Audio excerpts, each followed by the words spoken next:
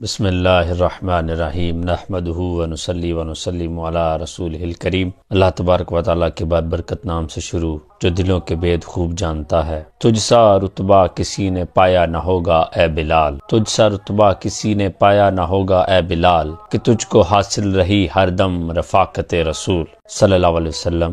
حضرت بلال رضی اللہ تعالیٰ عنہ جو کہ صحابی رسول صلی اللہ علیہ وسلم ہیں، آپ مؤذن رسول صلی اللہ علیہ وسلم بھی ہیں اور آقا علیہ الصلوۃ والسلام کے جسے ہم کہہ لیں سیکٹری کہہ لیں وہ رہے ہیں۔ اللہ تبارک و تعالیٰ نے بڑے ہی بلند شان و مرتبے عطا فرمائے حضرت بلال رضی اللہ تعالیٰ عنہ کو۔ زمانہ جاہلیت میں جب مکہ مکرمہ میں حضرت بلال بن رباح رضی اللہ عنہ بطور غلام خرید و فروخت ہوئی اور امیہ بن خلف کے پاس آپ کافی عرصہ سے رہے، وہ آپ پر بہت زیادہ جبر و مشقت کیا کرتا تھا۔ حضرت بلال رضی اللہ تعالیٰ عنہ امیہ بن خلف کے کام کیا کرتے تھے۔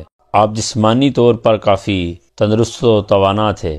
آپ کے ساتھ اہل مکہ کا برتاؤ کافی ناگوار تھا کیونکہ اس دور میں غلام کو کوئی اہمیت نہیں دی جاتی تھی۔ حضرت ابوبکر صدیق رضی اللہ تعالیٰ عنہ آپ کی دعوت اسلام پر حضرت بلال بن رباح رضی اللہ تعالیٰ عنہ نے اسلام کی دعوت کو قبول کیا اور دار اسلام میں داخل ہوئے، لیکن یہ بات آپ کے ظالم مالک کو معلوم نہ تھی۔ جب امیہ بن خلف کو یہ بات معلوم ہوئی کہ حضرت بلال رضی اللہ تعالیٰ عنہ بھی دار اسلام میں داخل ہو چکے ہیں، تو اس نے دیگر مکہ کے سرداران کی طرح اپنے غلام بلال کو سرعام مکہ کے لوگوں کے سامنے مارنا شروع کر دیا۔ شریر مکہ کے بچے آپ کو گلیوں میں گھسیٹ کر لے کر جاتے، پتھر مارتے۔ امیہ بن خلف آپ کو مکہ کے باہر جو چوٹی ہے اس پر لے جا کر کوڑے مارتا، آپ کو تپتی ریت پر الٹا لٹا دیتا، آپ پر پتھر رکھ دیتا اور آپ کو کہتا کہ دائرہ اسلام سے باہر آ جاؤ، اسلام کو چھوڑ دو، نبی علیہ الصلوۃ والسلام کو چھوڑ دو۔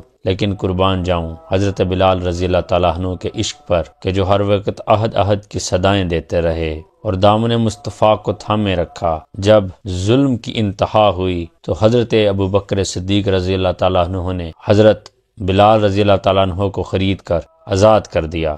حضرت بلال رضی اللہ تعالیٰ عنہ آزاد ہونے کے بعد آقا علیہ الصلوۃ والسلام کی بارگاہ میں حاضر ہوئے اور آقا علیہ الصلوۃ والسلام کی ظاہری حیات اور آپ کے ظاہری وصال تک حضرت بلال آقا علیہ الصلوۃ والسلام کی خدمت میں مامور رہے۔ اللہ تبارک و تعالیٰ نے حضرت بلال کو بہت ہی بلند مقام دیا کہ جب مکہ فتح ہوا تو آقا علیہ الصلوۃ والسلام نے اپنے پیارے بلال کو کہا کہ بلال کعبہ کی چھت پہ چڑھ جاؤ اور اذان دو۔ وہ منظر قابل دید تھا کہ مکہ کے بڑے بڑے سردار، وہ سردار جنہوں نے برسوں حکمرانی کی تھی بلال پر، وہ دیکھ رہے تھے کہ بلال کعبہ کی چھت پر چڑھ کر اللہ اکبر کی صدائیں دے رہا ہے۔ یہ بلند مرتبہ بلال کو اسلام نے دیا۔ جب آقا علیہ الصلوۃ والسلام نے حضرت بلال کو یہ ارشاد فرمایا کہ بلال جب میں جنت میں داخل ہوں گا تو تم مجھ سے پہلے جنت میں جاؤ گے، تو حضرت بلال عرض کرتے ہیں کہ یا رسول اللہ صلی اللہ علیہ وسلم یہ کیسے ممکن ہے کہ میں آپ سے پہلے جنت میں داخل ہو جاؤں؟ تو آقا علیہ السلام نے ارشاد فرمایا کہ اے بلال جس سواری پر میں ہوں گا اس کی رکاب تم نے پکڑی ہوگی۔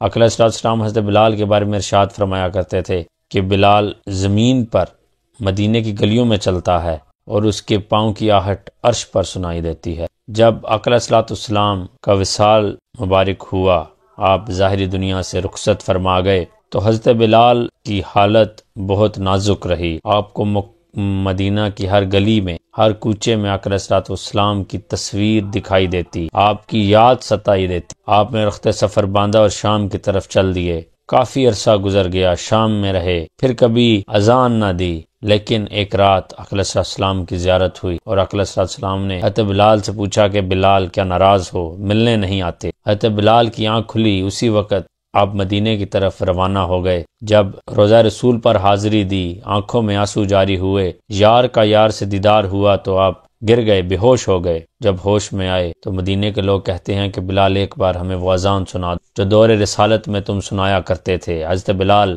نے معذرت کر لی کہ نہیں، مجھ میں اتنی ہمت نہیں۔ حسنین کریمین کو آگے کیا گیا۔ بلال ادب کا تقاضا جانتا تھا، وہ جگر گوشہ رسول پیارے صاحبزادوں کی بات کیسے ٹال سکتا تھا۔ بلال نے اذان دینا شروع کی، لیکن جب اشہد ان محمد رسول اللہ پر پہنچا تو ممبر رسول پر نظر گئی۔ ممبر رسول خالی نظر آیا، بے ہوش ہو گئے، آنکھوں سے آنسو جاری ہو گئے۔ مدینہ کا ہر شخص تڑپ اٹھا، دور رسالت کا وہ سنہرا دور یاد آ گیا۔ ہر شخص کی آنکھوں میں آنسو تھا، عورتیں بچے بلک رہے تھے۔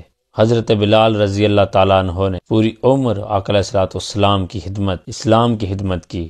حضرت بلال کا رنگ کالا تھا، نقش موٹے تھے، دانت لمبے تھے، لیکن فضیلت یہ تھی کہ حضرت ابوبکر صدیق رضی اللہ تعالیٰ عنہ حضرت بلال کو اپنا سردار سیدنا بلال کہا کرتے تھے۔ آپ نے کبھی آقا علیہ الصلوۃ والسلام کے وصال کے بعد نئے کپڑے نہیں پہنے تھے، خوشبو نہیں لگائی تھی، لیکن جب آپ کی اپنی موت کا وقت آیا تو حضرت بلال نے نئے کپڑے سلوائے، خوشبو لگائی۔ تو پوچھنے والوں نے پوچھا کہ کیا وجہ ہے؟ تو آپ نے یہ ارشاد فرمایا کہ یار کا یار سے ملنے کا وقت آ گیا ہے۔ اللہ تبارک و تعالی نے اتنی بلند مرتبے دی ہے حضرت بلال کو۔ اللہ تبارک و تعالی نے بہت ہی شان بلند فرمائی ان کی، جنہوں نے اسلام کے لیے قربانیاں دی، جو آقا علیہ الصلوۃ والسلام کے ساتھ وفادار رہے۔ اور عشق کا تقاضا بھی یہی ہے کہ جو ان کا ہو گیا تو سارا جہاں ہی اس کا ہے۔ اللہ تبارک و تعالی ہمیں بھی حضرت بلال جیسی غلامی، ان کے جیسے تابعداری، ان کے جیسے وفاداری نصیب فرمائے۔ اللہ تبارک و تعالی حضرت بلال پر کروڑوں رحمتیں فرمائے اور ہمارے حال پر رحم فرمائے۔